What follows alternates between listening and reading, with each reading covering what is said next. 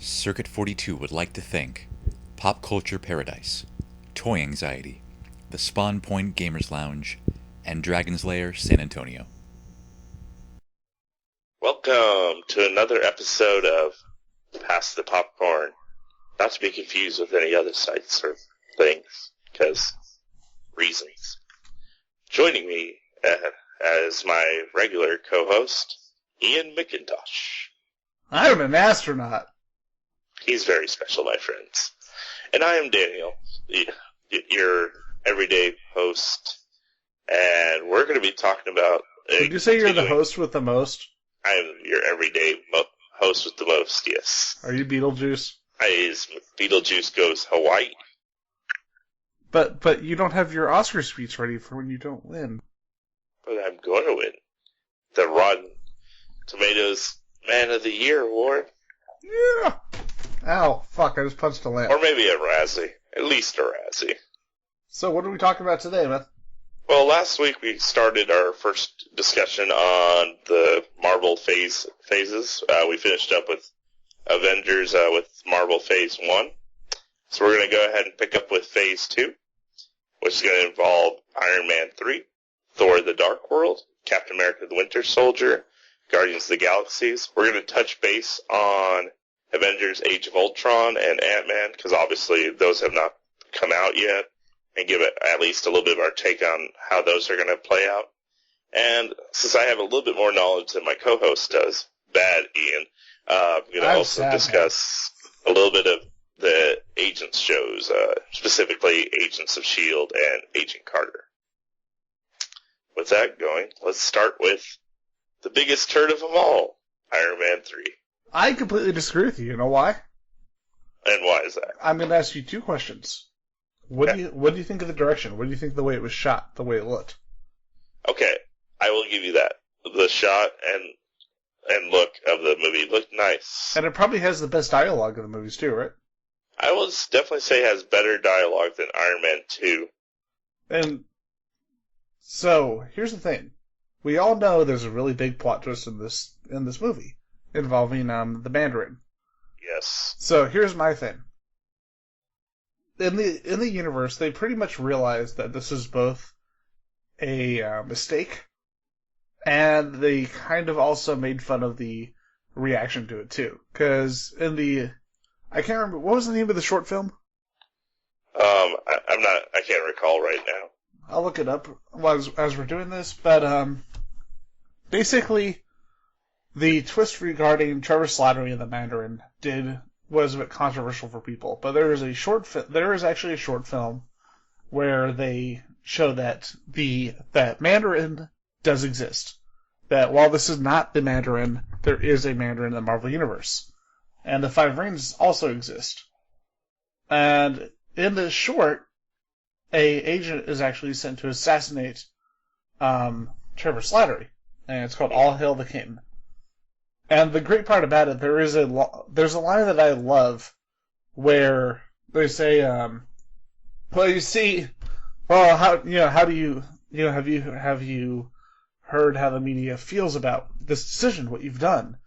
And he says, "Yes, I've been online. I've seen the things they say. I've seen how they all attacked me and tore me apart." And I absolutely love that line. But here's the thing. The movies have made changes. No movie has been 100% accurate in Marvel. And this is true. I think as far as storytelling goes, as far as direction goes, and just the style, performances, everything, and the focus on Tony Stark more so than Iron Man, because I think Tony Stark is much more interesting than the armor. I'll give you that. It's really not a bad movie. It's just a plot twist that, while I don't think it's the best decision, I don't think it's enough to sink an entire movie. I didn't care for Guy Pearce's character either, really. Because, they were building him up as some kind of big bad guy, and it was just like, he's just another lackey. Also, the destroying of the suits at the end of the movie. The funny thing is they foreshadowed that, early on in the movie. Well, to be fair, they didn't think he was going to be coming back for another movie, so they destroyed the suits. Avengers Age of Ultron undoes everything that Iron Man 3 was trying to establish with that, though, unfortunately. It really is unfortunate because I like the arc. I like the idea that he realizes that Pepper is more important than than his obsession that he has. And because she even tells him early on in the movie when she sees all the different armors that he has become obsessed with the Iron Man technology and is blocking out the people that really matter to him.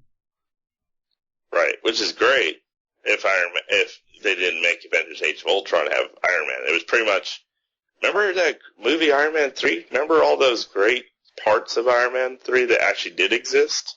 Forget those. Those don't matter. He's still going to be Iron Man. Now, here's the thing. Do you know who made this movie?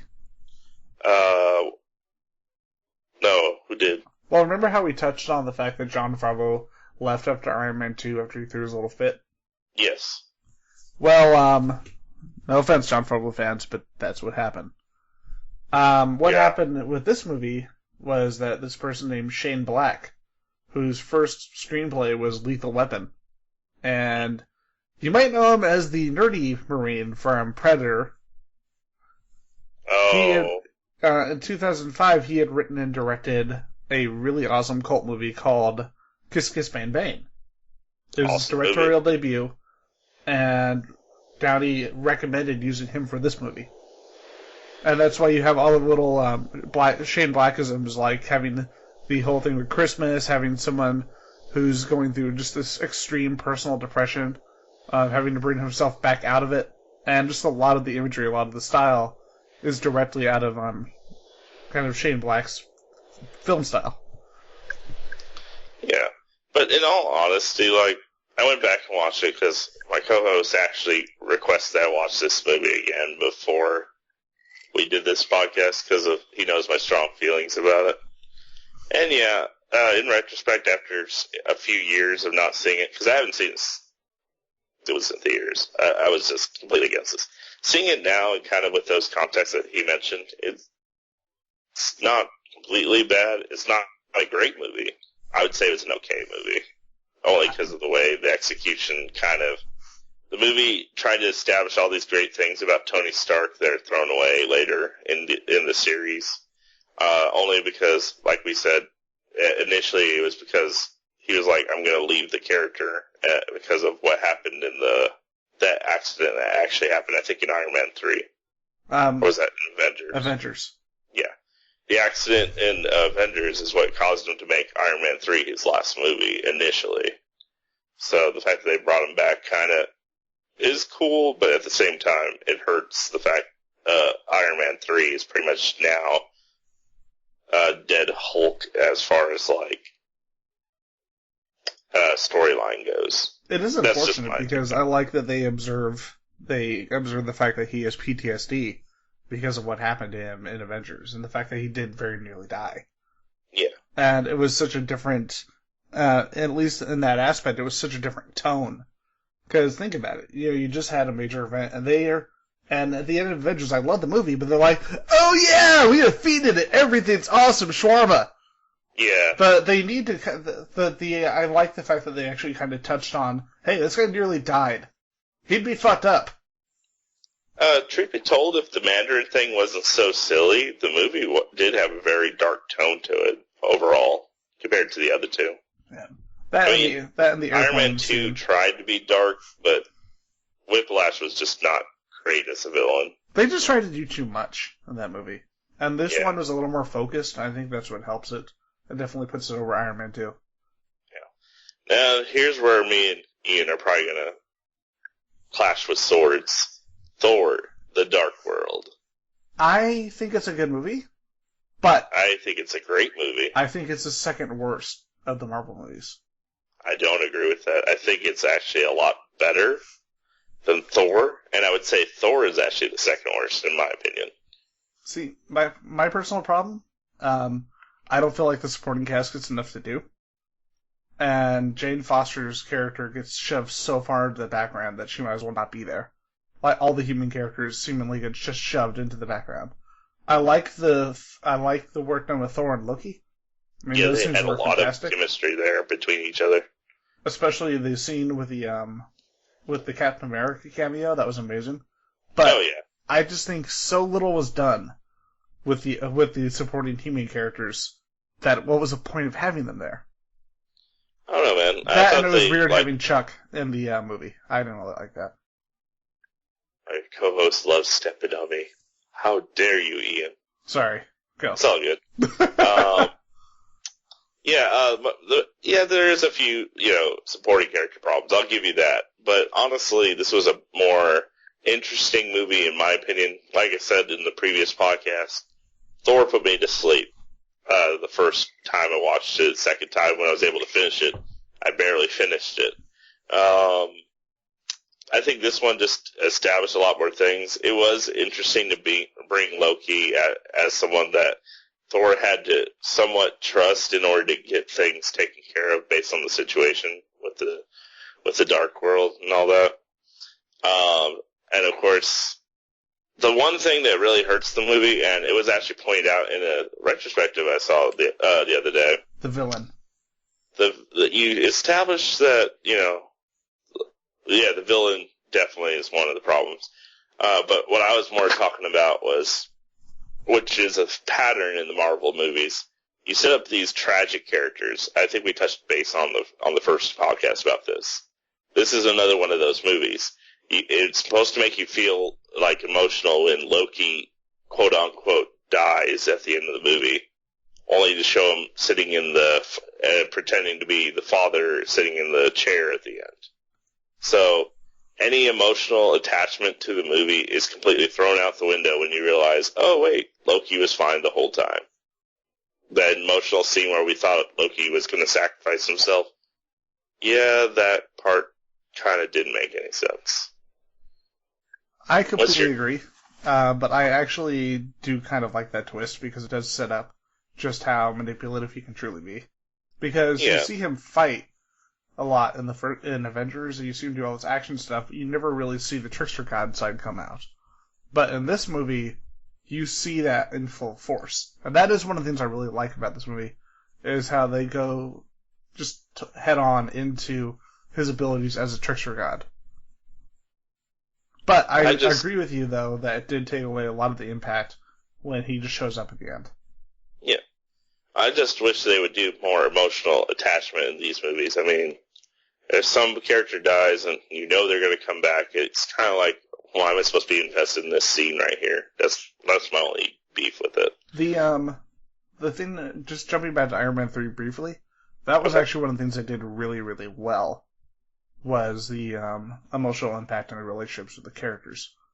Mm-hmm. Especially with him and Pepper. Like, it felt definitely. really, really real. And that's one of the things I loved about that movie. I gotta admit, that was one of the better parts of Iron Man 3.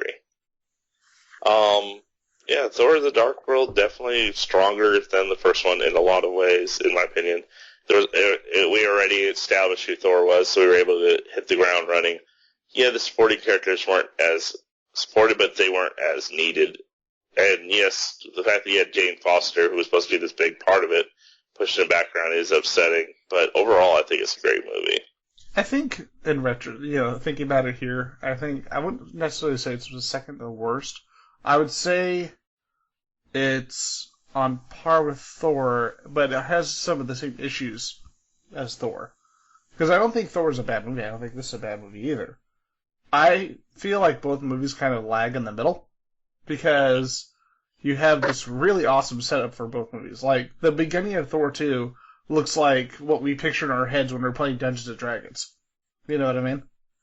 And then you have these scenes just, this is happening, this is happening, this is going to happen, this is happening. And it's like, and then, like, you go back to Asgard, and it's awesome. But I didn't care about the scenes of the supporting characters back on Earth. At all. But the finale is freaking great. I just think it's kind of a lagging middle and kind of a weak villain, along with the issues with the supporting characters. But beyond that, there are a lot of good positives in this movie. There is no bad Marvel movie. In this franchise, there really isn't. Oh. I mean, even Like, we're looking at the Marvel series. Even Incredible Hulk was good. Yeah, I mean... It's still the worst, in my opinion. Exactly. It's still good.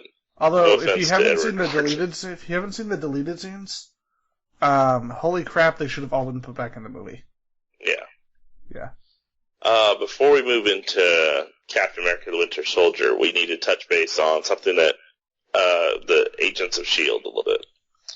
Agents of S.H.I.E.L.D., I'm going to give a brief synopsis without completely spoiling the show, just because it leads up to Winter Soldier in the first season, so it's something to talk about. Obviously, Coulson comes back to life because of he was, as far as he knows, he was in Tahiti getting worked on.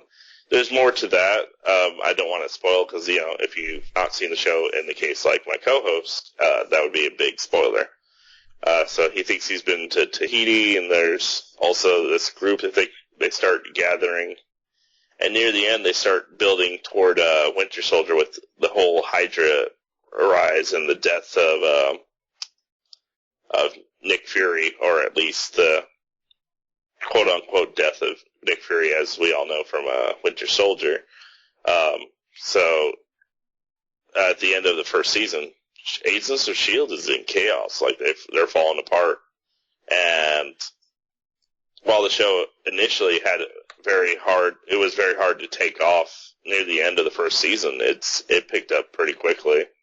And currently, in the second season, it's getting even better when they're starting to touch things like the Inhumans and stuff like that. With that, let's go ahead and, so I don't go into too much spoiler territory, let's go ahead and walk into Captain America: The Winter Soldier. I want to touch on something. You talked about the season, the kind of a slow build up on season 1. Mm-hmm. The show was extremely polarizing when it first came out. Oh my god! It was. Like, half the people loved it, half the people hated it. I knew you hated the show when it first started. I half expected the show to be canceled. To be honest, the main reason because there was a lot of pandering in the show. There was not really much build up to anything. It was just, let's go do this week type of show. It's like the flavor of the week type of show at the beginning. So when they finally hit things like Hydra and like the explanation of what's going on with Coulson and all that and why he's back, that's when it started to really build up. Because up to that point, the ratings were mediocre as hell because of the polarizing situation.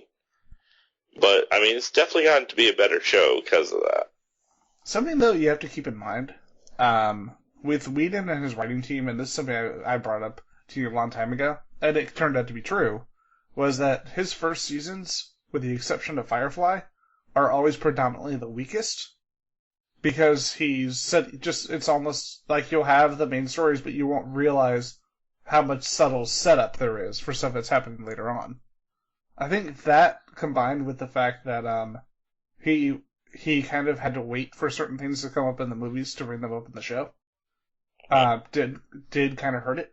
But like I said, like with his other shows, after a certain number of episodes, after about 6-7 episodes, he kind of finds his footing, and that's when the shows really, really start to pick up. Which I would say with this show, definitely something I would recommend. If you're really a big fan of the Marvel, universe, and you kind of want a little bit of backstory on the in-between for Thor and Captain America: The Winter Soldier, Agents of S.H.I.E.L.D. is a good way to go. And it also leads into the upcoming events such as the Inhumans and stuff like that will happen down the road. Yeah, it's just you have to definitely tough it through those first 7-8 episodes to really enjoy it, though. But they are important to watch simply for the stuff that's foreshadowed and built up that they really bring in later. Agreed. But before we go into Winter Soldier, one thing I wanted to touch on. You mentioned earlier that they took out a lot of the stuff from Iron Man 3. That's not necessarily true. Because, remember, the big thing they introduced in Iron Man 3 was the Extremis, which is actually out of Warren Ellis's Iron Man, so I thought that was kind of neat that they referenced that and turned them into a villain. Well, yeah, I'll give you that. And they establish the show with the Extremis. with Extremis, and that becomes a big part. That becomes a big part of the first season. Because remember, the person they bring on, the guy that they bring on, the one they save, was one of them. All right, and on Winter Soldier, this is where we start to really get to see Steve Rogers experience modern world outside of the Avengers, and really get his take on all the changes, the fact that he no longer has his previous girlfriend, Agent Carter, which will come up after later on in the show when we discuss that show, and his partnering up with Natasha Romanoff, aka Black Widow, to battle a new enemy that's elite sniper that known as the Winter Soldier. Oh my god, this movie is fucking awesome. I think up to this point, this is my favorite movie in the Marvel Universe. Followed closely by Guardians, but yes, this is number one for me. Yeah, because I remember a long time ago, not a long time ago, but a long time ago by internet years, the big thing that you told me was that for you, you liked the characterization of the Marvel films, you liked the development of character, but you never felt that the plots were that strong. And then I think this was the strongest plot thus far. Because there was more, I think, because they had already introduced so much that at this point they could just keep moving forward and keep moving forward with the story because we already know who these characters are. This is hands down leaps and bounds over the first Avenger of Captain America movie. Great movie as it is. It's still a good movie. This one was like, I got my cake and I got to eat it too movie of the Captain America universe. Sorry. Oh, go ahead. I was just saying, with this particular movie, it's one of those that has so many twists and so many interesting ideas that we really don't want to say too much about. That's the only problem. Yes. I mean, I definitely, like, if you're familiar with the story, you'll know pretty much what it's all about. I mean, they've done a lot of changes with this. Obviously, one of the big things missing from the movie is Red Skull because of the first movie. But it doesn't really hurt the movie, really, without Red Skull. I mean, because of just how much is going on and just this powerful enemy just destroying everything, plus the rise of Hydra being, like, at its grandest. You don't know. And the fact that, like, you have S.H.I.E.L.D., like, falling apart at the same time. There's so much shit happening in this movie. Like, if I were to go over this, it would completely spoil it for anyone that's never seen this movie. So I don't want to go into, like, extensive details, but if you've not seen this, why haven't you seen it yet? Just go buy it, watch.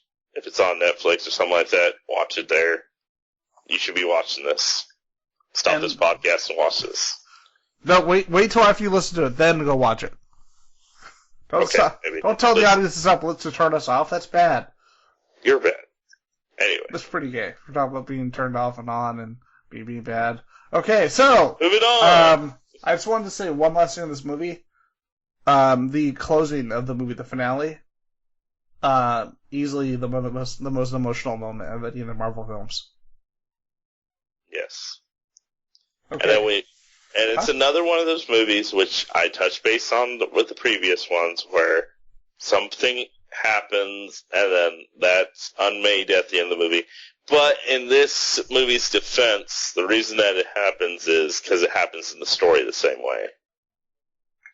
Even though that character specifically dies, it comes back. It's still true to the original story because that's exactly how it played out. It's Batman! Batman's back. He said, "Hi, Marvel, I'm gonna go join you now." He died from a nuclear explosion. And Superman's like, "The fuck?" And Alfred's all like, "Hold on, in my fucked up old man illusion, he's totally some dude in France. Wait. What's Batclaw doing here?" Darklaw? Alright. Okay. Alright, and then we go from this, like, hyper serious, awesome storyline, everything, to a more lighthearted movie with the next movie that we're going to be talking about, which is Guardians of the Galaxy. If you don't like this movie, you're bad. This movie is just fun. All. I mean, Chris Pratt makes this movie. I mean, Peter Quill, amazing. Dude, the whole cast in this movie, like, everybody played their parts so freaking well. Even Batista. Bradley Cooper as Rocket Raccoon, amazing. It's so real. Still one of my best favorite parts. Don't drink fountain water, you idiot. That's disgusting. What do you mean? I saw you drinking it just like right now. Why are you lying? Alright, this one's about a boy from Earth kidnapped by extraterrestrial alien peoples. He grows up, becomes Star-Lord, which nobody seems to recognize who Star-Lord is in this canon. Who? Who's Star-Lord? And this big bad guy, which is an awesome bad guy, honestly, because I like him in *Halt and Catch Fire*. The guy that plays Ronan. Yeah. Guy's a very good actor. Let's see here. He was in Lord of the Rings as well, right? The recent Hobbit movies? Yeah, he was in the last one. He was the douchebag at the end who realized he was being a douche and was like... The crazy thing is he looks so damn different from World of Worlds. Like, holy shit. Yeah. Oh, and also, don't forget the cameo by one of the biggest Marvel villains, Thanos. Oh yeah, Thanos. My only problem with Thanos in this one, they made him look like a pussy. And let me explain why. Thanos, I'm going to send you to get this cube I need because power. And if you get this, I'll give you your entire planet. It's like, okay. Ronan's like, fuck you, I'm keeping the cube. Thanos is like, you will pay for this. Goodbye. Well, never here's the shows thing up with again. Well, here's the thing, man. If you read Infinity Gauntlet, you know that he's the kind of villain where he'll tell you, you know what? Yeah, you can do it. Gonna fuck you up later. And he'll wait. But when it happens, your life sucks. A lot. He's just the kind of villain where he's like, he knows he can fucking kill you. So he'll let you wait it out a little bit. He'll let you think that you're confident. Well, it makes more sense since what happens to Ronan at the end of the film. So yeah. Let's see here. Let's see here. I just completely lost my train of thought. Thank you guys. The problem is when a movie is as good as this is, it doesn't make for the most entertaining review because it's like if you go to the Cinema Snob and watch their midnight releases. Whenever they really like a movie, the review is always really, really short because they don't have anything to bitch about. And Guardians is good. I have nothing to bitch about. Exactly.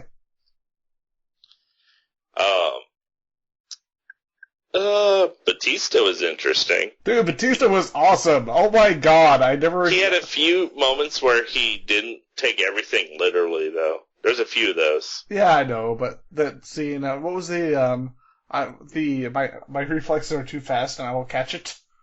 Oh yeah, I like the part where he's like, nobody talks about my friends and just shoots that missile or whatever at the guy, talking shit. This green whore, she is my friend. And he just calls her a whore, and the whole time it's just like, he's literal. And what was the line? He's finally showing his respect for them, and even there he calls her a green whore. And I just love that response. Will you please stop? No, will you just stop? It's such a great little fucking scene in the movie. The movie is filled with scenes like that. And then there's the giant tree named Groot, who makes you feel so much feels. So something we need to touch on real quick with the Marvel movies, like just the veteran actors that they've gotten with these movies. Because before, they're still kind of testing the waters, and so you'd have these you wouldn't expect to see a lot of classic actors because it's not that older actors, depending on, can be a little more picky. They want to test the waters. They want to see how these movies do before they come in. And with Winter Soldier and with Guardians, this is when there was just some shockingly huge actors in the roles in the movie. I mean, you've got, look back at Winter Soldier. It's like, holy shit, Robert Redford. And then with this, it's like, holy shit, it's Glenn Close. And then with the upcoming Ant-Man that we'll touch on, holy shit, it's Michael Douglas. It's like, so you've gone, that's when you know you've succeeded. When your franchise is pulling in people like Robert Redford, Glenn Close, and Michael Douglas. Actors who would probably have never done a movie like this in their career prior. Right. Sorry. And this again has my main Marvel repeat event. Some great sacrifice that's undone. Groot sacrifices himself and undone. And it's like, Marvel, if you're going to kill somebody out to try to get some emotional effect from me, at least make it something that's substantial that I'm going to actually be like, wow, they actually killed that guy. And he's not coming back type of thing. I'm not saying, Groot being gone back is a bad thing. It's just, you're trying to get me emotionally invested in these movies. I get it. And Winter Soldier definitely achieved that. But it's a real cheat when you keep doing the same scene over and over and over again in all your movies, where you have some character who's significant to the plot who dies, and everybody starts feeling for him, and then end of the movie that character comes back. Honestly, what they could have done, sorry, I didn't mean to interrupt. What they could have done is, instead of just killing him and bring him back at the end of the movie, it's kind of better to bring him back at the next movie. Like at the very beginning, like show like signs that he's coming back or something. It's like, think of Wrath of Khan. If like Spock dies at the end of Wrath of Khan, would it be as satisfying if they brought Spock back at the end of the same movie? Like he just gets out of the coffin at the very end instead of going out into space. Like, hey guys, I'm fine. It's that same mentality that I'm seeing with these movies, that they need to kind of tweak a little bit to make it more of an effect on the people watching, in my opinion. So, what you're saying is we need an Empire Strikes Back. We need that movie where we're not completely sure that everything's going to be okay. Yeah. I mean, Hydra tried to establish that with Captain America, the Winter Soldier, and the Agents of S.H.I.E.L.D. episodes. It was definitely like, oh wow, what's going to happen with S.H.I.E.L.D. type thing. I just wish they would do that with more of their movies. Because, like, it's a real cop-out, killing a character and bringing him back at the end of the movie, when you could spread it out, make us wonder if they're bringing him back. Or even, possibly, save it for, like, the third movie. The character doesn't come back till the third movie. So you're, like, wondering, well, maybe he's dead, and then suddenly he comes back in the third film. That would be a better impact than just, like, kill character, bring him back in the next part. I have to agree. That is definitely a major weakness of the Marvel movies. With this, we should move on to the upcoming movies, Avengers: Age of Ultron. And before we do that, we need to talk about Agent Carter a little bit. Oh yeah, I'm done. And I'm going to try to be spoiler free. I know you haven't seen it. I will be very cautious about this. Agent Carter is a great show, because they were able to bring back a lot of the people from the actual original movie, like the Captain America's crew shows up in there. You have obviously you have Agent Carter. You have Howard Stark as a big part of it, and it's all about how someone's stolen Howard Stark's stuff and is trying to develop like evil purposes for his weapons, or using them for evil intentions outside of the original usage. And Carter's helping him try to clear his name. That's about as much as spoilers as I'm going to go, because there's a lot going on in this show. And bodies do drop. People that you get attached to do die. And it's only an 8-episode season so far. And they're talking about keeping it going instead of it originally being a miniseries was the initial plan. but from the positive feedback, they're going to keep it going. And honestly, while I like Agents of S.H.I.E.L.D., this is a superior show, hands down. By the way, is just me, or is the exact complaint that we have regarding the Marvel movies, the lack of consequence in regards to the character death, that sort of thing? It's completely different in their TV shows. Like, it's completely different in both this and Agents of S.H.I.E.L.D. Characters die, like, in both shows. I mean, it's not... Agents of S.H.I.E.L.D. doesn't have quite the level of Carter, but, like, pretty much nobody is safe in the TV shows. And that's what I wish they would do a lot more with the movies. It would make it a lot more compelling that way. We do, at the end of the show, we do need to touch on the new Marvel Netflix series that are coming out. Oh yeah, we definitely do need to talk to those. Agent Carter, definitely a really good show. I just would like to see them do a level of, like, intrigue that I get from the current DC shows. Not to, bash on the Marvel TV shows.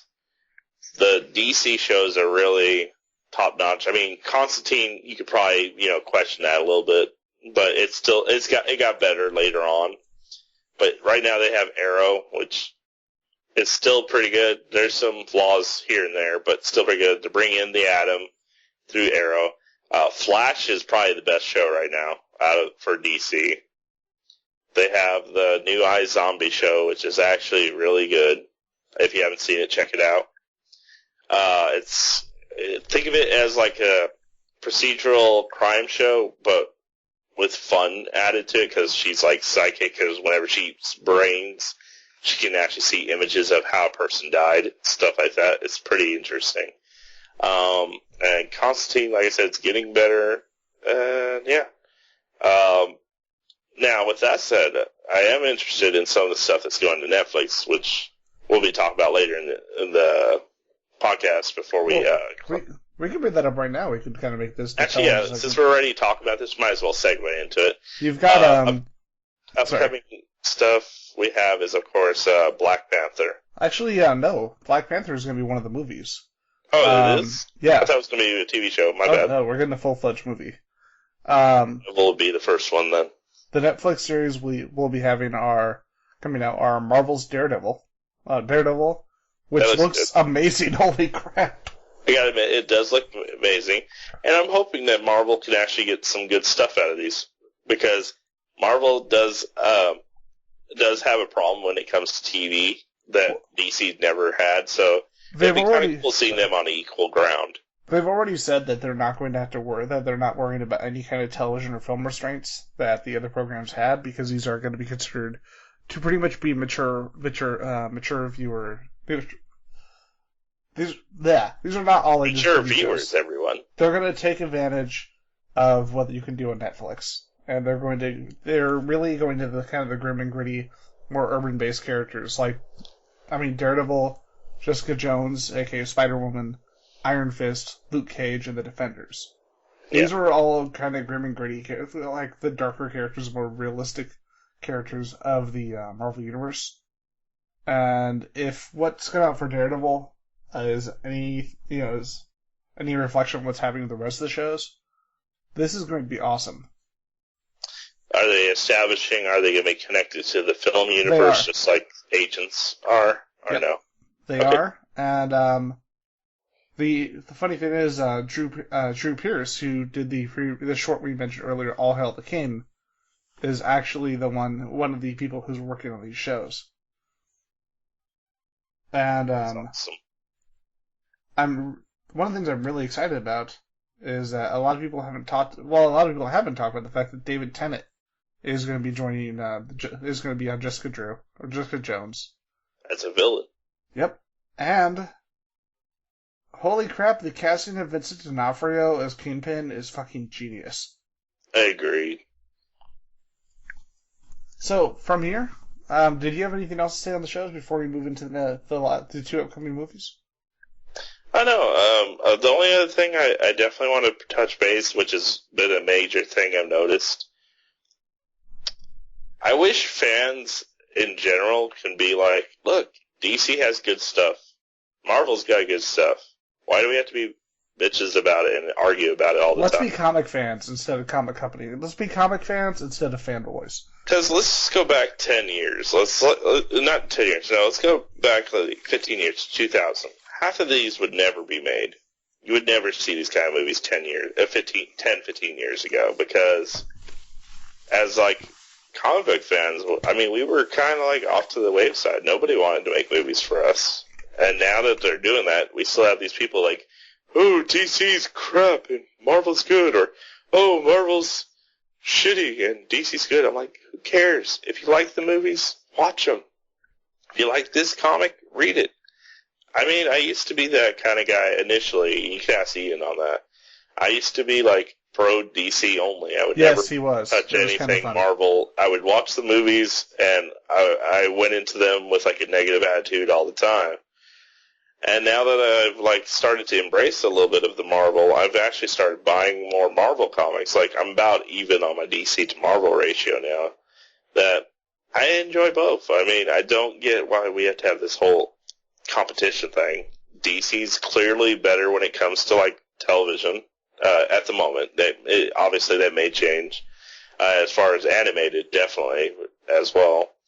And at the moment, Marvel has the better film universe. Granted, DC is building their own, which I'm actually kind of excited for. We're going to have 2 great movies next year. We're going to have, not Avengers, sorry. We're going to have the Batman movie, the Batman v Superman movie. We're going to have the Suicide Squad, and there's like a bunch of other films. The one thing I do wish that Marvel would do, which DC is at least doing, there needs to be more female movies from Marvel. I mean, the fact that we're getting Wonder Woman and they can't even make like a Black Widow movie is kind of sad. The thing is, I look at it this way. I was talking to somebody about this at one of the comic store the other day.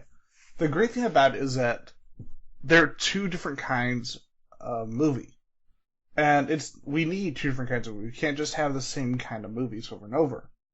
Marvel gives you movies that are, slightly more palatable for like a broader audience. And I'm not saying that DC doesn't, but DC kind of touches on the grimmer aspects of this and the potentially not real world, but you know what I mean, like the real world consequences of things that have been done. Like, a lot of people aren't talking about the fact that they've already confirmed with Superman versus Batman that they are going to tackle the fact that Superman kind of fucked up. He kind of let a lot of people die. And apparently Superman vs. Batman is going to open with people basically hating Superman because of what he did. And, they're basically ignoring the fact that he saved their world and focusing on the death that came from it. And that's where I love that. That's a smart idea. Because, like, I'm not sure if we read it yet. In Superman Earth 1, Volume 3, they actually touch base on that. Like, nobody on Earth trusts Superman. Like, Zod comes back, and they're like, we're going to let Zod kill him, or they're going to kill each other. We're not going to interfere. And, I mean, I'm not going to spoil, like, the battle or anything, but, like, at the end, he's just like, he pretty much says, what the fuck is wrong with you?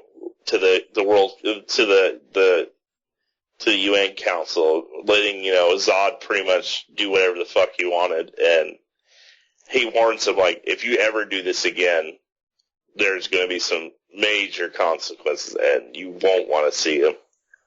And it's like, these kind of movies, that book, if it's any indication of what's going to happen in Batman v Superman Dawn of Justice, my God, that's going to be interesting. So, moving from this, let's talk about Avengers Age of Ultron and Ant-Man. Alright, obviously at this point we're speculating since Age of Ultron isn't out, but from the trailers, definitely some good stuff. Incredible. I mean, the first trailer was very brilliant since, Disney owns the rights and all to use the No Strings on Me song from Pinocchio, and having Ultron say there's no strings on me at the end was very nice touch to it. You get to see the Hulk Destroyer, or Hulk Crusher, Hulkbuster. Yeah, the Hulkbuster. Sorry, I don't know the actual name. Suit for Iron Man. I mean, apparently, like from what I'm reading, like there's a synopsis here. It's supposed to be like Hydra continues to gain power and control, even though they were shut down a little bit last time when they arrested douchebag guy in the jury room that we all remember from like Iron Man 2, I think it was. Is it Gary Shandling? Is that his name? The comedian? Yeah, Gary Shannon, I think. Shandling, yeah. I could be wrong, but yeah, even though they shut down a lot of the Hydra members, obviously Hydra is still a very big threat, and Tony builds Ultron, and obviously shit goes sour, and that's when the Avengers get together. And like the trailers just keep getting better. Like I love the new one where they're like, Tony, so you're the guy in charge. No, he's in charge. I'm just the guy that gets all the money, gets all the equipment, and makes everyone else look cool. So I have a theory. Go ahead. So we have the Ant-Man movie coming out, where Hank Pym is shown in the trailer, and it seems like he's kind of at the at the end of his career as the original Ant-Man. So any of you who've read any of the stories involving Ultron know that Ultron was created by Hank Pym. In this movie, they at least hint in the teaser that Tony Stark created him. And of course everyone started flipping out. I have a theory that Michael Douglas, that they're going to write it that Michael Douglas as Hank Pym did create this with Tony Stark, and that may be and because of what happened. Here's the thing about Pym. He's the kind of person who, he's a good inventor, but when it comes to facing the consequences of when he makes a poor decision, he's not very good at it at all. He's almost passive aggressive about facing up the consequences. So what I wonder is that he and Stark created this, but he is almost doing what Hank Pym tends to do and deny that he basically helped create this machine that is going to destroy the world. And I'm really hoping that's what they do.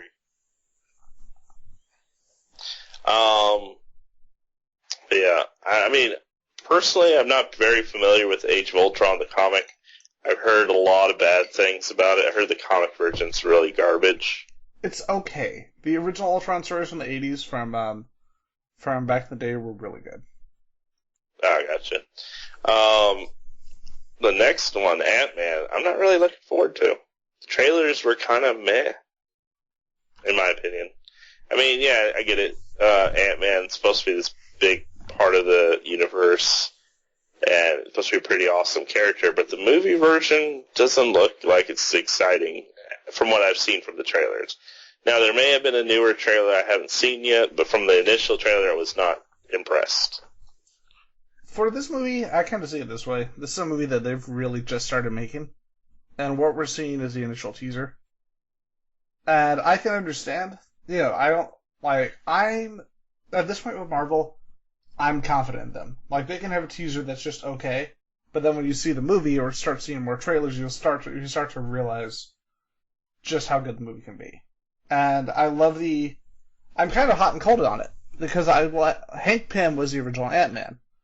And he's both Iron Man and Giant Man. His technology allows him to change size from very small to very large. And the thing I like about it is that he has the proportion. Instead of having the strength of whatever size he's turned to, if he shrinks down to the ant size, he will have all the strength that he has as a human. And I know that sounds silly, but when you think about it, imagine the capabilities of somebody who can, for example, one of the 90s Fantastic Four comics, there's a lab, an invisible woman stuck in it, and she's about to be killed. He shrinks down, he goes inside the lock, and he uses his human strength to actually be able to open up the lock from inside and unlock the door that no one else can get inside. And there is a scene they show where he actually goes against these two guards. It's in the test footage for the movie. And he shrinks down and he takes out these two guards easily because he doesn't have to worry about any kind of real strength limitation. I think there's potential, but I would rather see a Hank Pym movie. But considering some of the things that he does as a character and some of his major personality flaws that apparently, according to the producers, aren't really going to be touched on as much, which is good considering some of the stuff he's done in the comics, I can understand why they're going for Scott Lang. Scott Lang is a little more likable. And he originally got found the technology by actually stealing from Hank Pym. He was trying to make money for his daughter. Their lives were just gone beyond horrible, and he was trying to support his little girl. So he starts robbing people. He starts breaking and entering in the comic. Hank Pym catches him, realizes what he's trying to do, realizes how much of a strong person he actually is, and he gives him that one more chance that they talk about in the trailer by making him the next Ant-Man. Gotcha. But I can see why. I can see just going off the teaser alone why you wouldn't be that excited about it. But I'm looking more at Marvel's track record as of late. And I can see this being a very good movie. All right, and with that, we need to look at the weekly releases on Blu-ray. This week is awesome. Oh my god. Tell us, man. So, if you're a fan of Italian horror at all, you'll appreciate this. We are going to be getting the Dario Argento collection. It's not a complete collection, but it's a Blue Underground collection that has Cat of Nine Tails, Deep Red, and Inferno. And it's retailing for $40, but Amazon has over $22 for the Blue Underground special editions of all three movies. Dude, that's definitely worth the pickup. And then we're getting a Lucio Fulci collection on the same day. Nice. That comes with City of the Living Dead, The New York Ripper, and The House at the Cemetery, starring our favorite Lucio Fulci character, the little boy named Bob. If you've seen the Cinema Snob review of that movie, you know about Bob. Yes. You will hate Bob. You'll want him to explode. And he doesn't. Throw money at these releases this week, people. This is seriously the only Italian horror director who's like, I'm not going to kill off the kid in this movie. Because I know Italy is an awesome country, and not just because my family is Italian, but Italian directors of the 70s were really fucking sleazy. It's like, how many people can we murder in this movie? All of them! So, moving on from that, you have Interstellar, The Imitation Game, and Wild. Three of the big Oscar nominees from this year coming to Blu-ray. I wish Interstellar got more nominations. That movie's underrated as hell. Imitation Game, while good, I don't see myself seeing more than once. I will say this, between this and, what was the Stephen Hawking movie that came out? That'd be The Theory of Everything. I would see that one repeated times. This is the stronger of the two, in my opinion. I think it's the reverse for me. But I don't know.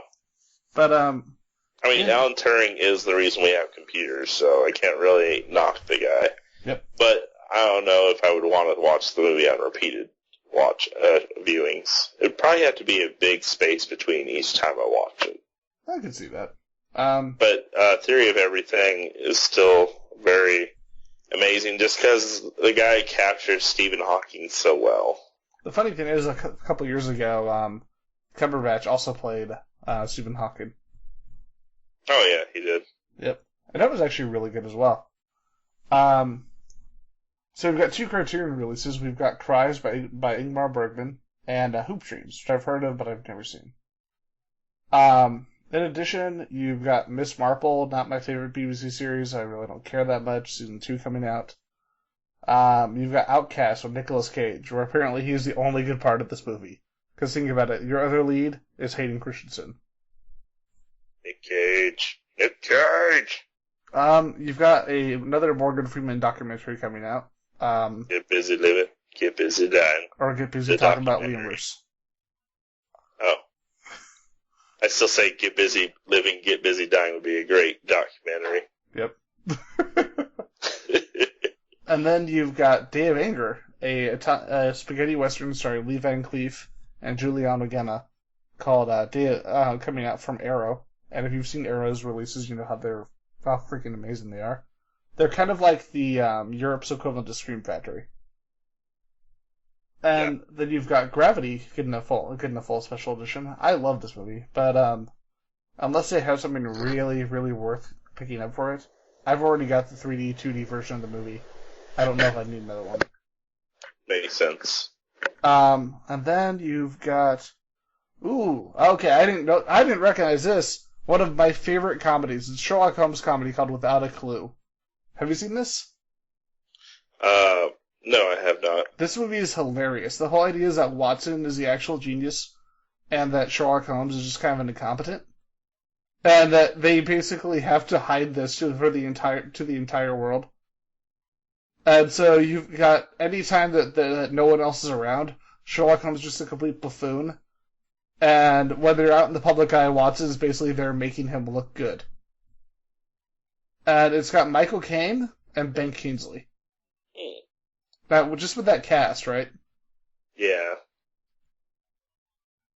And beyond this, you've got kind of a good variety of movies coming out. You got a lot of older movies, not necessarily classics, but still some good stuff. It's mainly a lot of genre features. Gotcha. We are getting a collection of the Dirty Dozen, Deadly Mission, and Fatal Mission, which are not the original Dirty Dozen that you're thinking of. It's something nowhere near as interesting. And we've got a new anime release called Jinjutsu, which I have not actually heard of because I'm a bad person. And then one other big kind of cheesy release that I love, Alan Quatermain and the Lost City of Gold. No! Yep. I just started reading The League of Extraordinary Gentlemen, so yay! And yes, The League of Extraordinary Gentlemen, the book is a lot better than the damn movie we got. Yeah, this is I believe a 1970s or 1980s movie, and it's got James Earl Jones and Richard Chamberlain and Sharon Stone. Nice. Alright, so let's move on to the box office. I got box office stuff. Your mom's box office stuff. Current box office ratings start with number 10. The SpongeBob movie, Sponge Out of Water, has dropped down from 7 to 10. Man. This is a really low week for movies, as far as like money goes, well, for the most part. Number 9. Chappie has dropped from number 5 all the way down to number 9 this week. It's kind of sad. So I haven't seen it. I've heard it's really nowhere near as bad as the critics have been adapt. Critics apparently have been harsher on this film than I. And in the previous podcast, I did mention how I wasn't interested. I'm a bit more interested now that I've got more fan-based reviews of the movie. Yeah, like the Blomkamp review, the fans of Neil Blomkamp have been praising this movie and saying it's actually one of his better ones. Yeah. So I'm wondering what's going on here. If it just, if he, from what I've heard, he just completely embraces this style of filmmaking. Like, there's almost no Hollywood aspect to this movie at all. And it might be that whole thing that it might end up being another Sucker Punch. Sucker Punch, movie that people say is garbage but have not seen like both cuts. I mean, okay. What? Inside Joe. Focus is number 8, down from 6 last week. Still haven't seen this one. I'm not really sure what it's about, personally. Maybe you know a little bit more about it? I do not. I'm looking up right now. It's like, what is Focus, people? It's made $50 million so far. It's getting mixed reviews. It's got a 55 on Rotten Tomatoes. And, who's in it? Hold on, I'm pulling it up. Oh, this is that Will Smith movie, the one that with him that he tried to do something different and it just turned out kind of mediocre. Oh, so Will Smith being Will Smith. Well, yeah. Apparently he's actually very good in the movie. It's just that, like, his performance is considered one of the best things about it. And it's just not a movie that's going over with audiences. It's kind of it's kind of got that thing where you have an actor trying something very, very different that maybe it will get better later on. Like, I'm not going to compare it to this because it's a great movie and this movie is apparently just mediocre. Stranger of Fiction was a really... Stranger Than Fiction with Will Ferrell was a great fucking movie that a lot of people didn't appreciate when it first came out. Yeah. And now, as Will Ferrell is doing more and more independent projects, people are starting to appreciate it more as a movie than they did when it first came out. All right, the next movie's on its first week at number 7. That's a good sign. And I'm going to quote somebody. When I say the name, you'll know who I'm talking about. Do you believe? Hell no. And that would be from Cinema Snob in their midnight review of this movie. This is a Jesus movie, isn't it? Yep. It's the Jesus movie. Do you believe? And like Brad and what's his face with the glasses? Can't think of his name. Not Irving, the other guy, his roommate. Yep. We're like, no. This is like the second God movie I think they've had to see this year. But yeah, it's another religious film I have no interest in seeing. What happened to good religious movies? Oh wait, Hollywood made all the good ones. Hey, let's not forget Left Behind with Nick Cage. Nick Cage. He won't be left behind this time. That's Nick Cage. All right, moving on. Number 6 is that second best exotic marigold hotel. We talked about it last week. Heard it's good, don't care. We still don't care. It's down from 4 to 6. Number 5, dropping from number 3 is Kingsman: The Secret Service, a movie I still need to see. I've heard so much good things about this. Me too. I've read the comic backwards and forwards, but I haven't seen the movie yet. I need to get the comic. Number 4, The Gunman, is new this week, opening up at $6 million. Sean Penn's giant fucking misstep.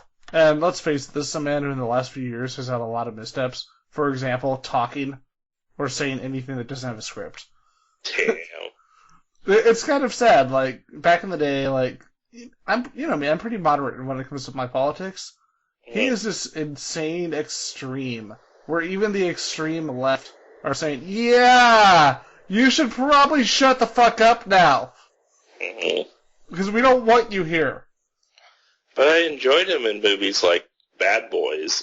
Not Bad Boys, the one with Will Smith. I'm picturing him as like Martin Lawrence's character now, and it beat him. Not that Bad Boys. The Sean Penn and Will Smith in Damn! And, like, of course, Fast Times at Ridgemont High and some of his earlier films were a lot better when he wasn't so opinionated.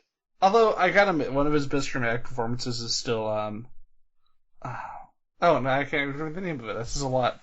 The one where he apparently, according to Robert Downey Jr., he went full retard. Sam, I Am Sam. I Am Sam's a great fucking movie. Oh, yeah, that's a good movie. But the sad thing is this cast, man. You've got Sean Penn, Idris Elba, Javier Bardem, and Ray Winstone. How did they fuck this up? Oh, wait. It's by the people who have made all of the Taken movies. That's how they fucked this up. Oh, and Luc Besson didn't even write this one, so we can't blame him for it. Alright. Moving on to number 3, which was number 2 last week, Run All Night. That's the Liam Neeson movie. Yeah, apparently this one's actually pretty good, but it's like Taken, but better. But with his the thing that he recently said, I just don't even want to support his movies anymore. What did he say? Well, he basically came out and told everybody that he thinks that everyone should get their guns taken away, and that. Oh yeah, that bullshit. It's yeah, and for real. Did you heard what happened, right? Because of it, the consequences. Oh, he got all the people that used to support him have basically withdrawn. Yeah, the people who did like his full weapons training and provided him with the weapons for his films, they said, "Yeah, we're not doing that anymore because you're a hypocrite." That's definitely hypocritical.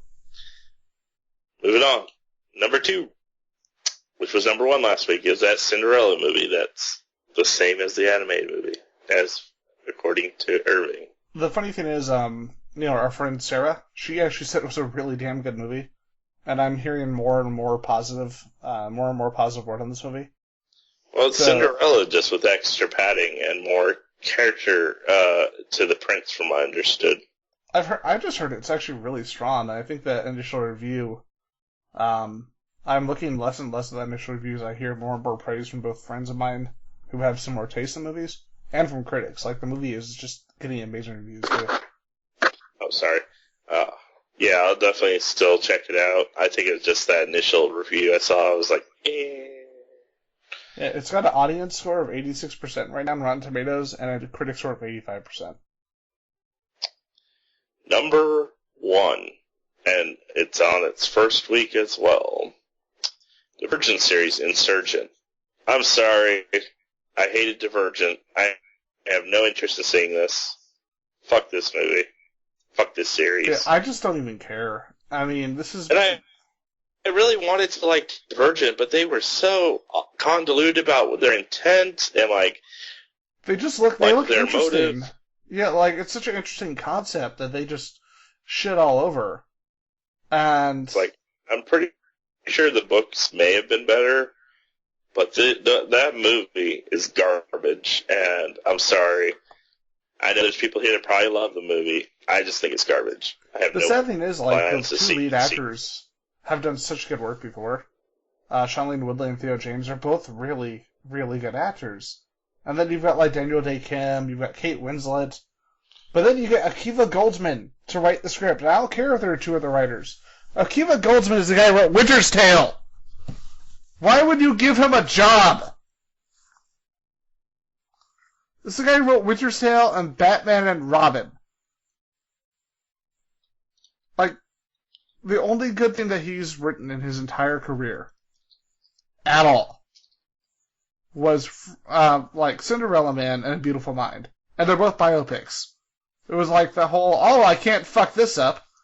I mean, I like The Client and Time to Kill as well. But if you go on Rotten Tomatoes, there's only good movies that he's written that have fresh ratings. Oh, basically adaptations of books or biopics and legal films. Those are like the only things he doesn't tend to fuck up. Like, he is one out of all the movies he's done, he's got 1, 2. Oh wait, he didn't 3, 4, 5. 5 movies out of all the movies that he's written have had good reviews. And he's written a lot of movies. Fuck Akiva Goldsman. Fuck him up his stupid ass. Yeah. He pretty much said how I felt. And that's the end of the box office.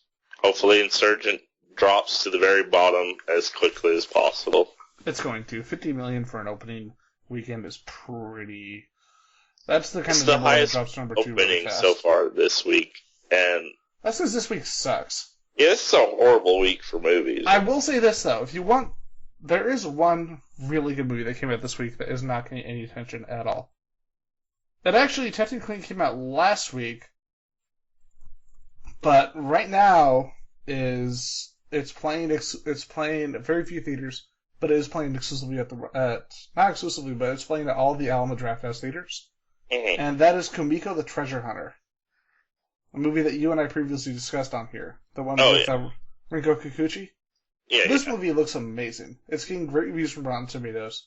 It's the only movie getting good reviews. Really, the only movie getting good reviews. It's coming out this week. And it gets put in like a couple hundred theaters with no advertising. The fuck? Yep. Alright. And with that, that's the end of our show. Thanks for tuning in to our Marvel Phase 1 and Phase 2 podcasts. Starting next week, we're going to be talking about the Scream series. And unfortunately, that third movie is involved. Fourth one wasn't that bad, people. Shut the hell up. I actually enjoyed the fourth one more than the third. Me too. Alright. Alright. But we will talk more about that next week, followed by our Jaws retrospective for previewing for our fans. That's going to be fun, because Jaws Revenge. And remember, folks, make sure that no matter what you do, keep on listening and pass the popcorn. Also, one last